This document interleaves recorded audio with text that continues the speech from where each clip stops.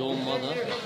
Mening farzandlarim uzoq yurtlardan, uzoq vatanlardan keldim. Hozir samolyotda mashina shunday parashyutda tashladim.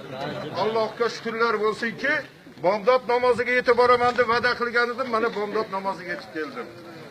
Kechadan beri ko'p yurtlarga bordim o'rtoqlar. Ko'p vatanlarda bo'ldim, mamlakatlarda bo'ldim. Lekin O'zbekistondaqa davlatni, O'zbekistondaqa tinchlik davlatni men mana shu yerda birinchi marta ko'ryapman. Urush bo'layotgan yerlarda sovg'alar berdim. Suv, bo'ron bo'layotgan yerlar ocharchilik bolalariga borib sovg'alar berib kelyapman. Hozir prezident janoblari va muftiy hazratlari bilan ko'rishdim. Iltimos sizdan Qorbobo, shu yurtimizda O'zbekistonda eng yaxshi masjid Namanganda Norin tumanidagi Ahmad Ali Jome masjidi.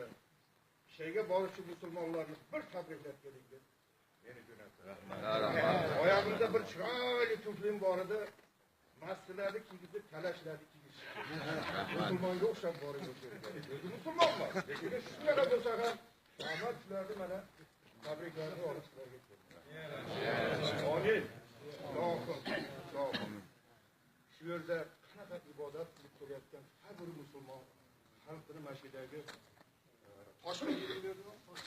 Toshkent xalqini umrlari boqiy bo'lsin. Nima istagan tilaklari bo'lsa, tilaklari amalga oshsin.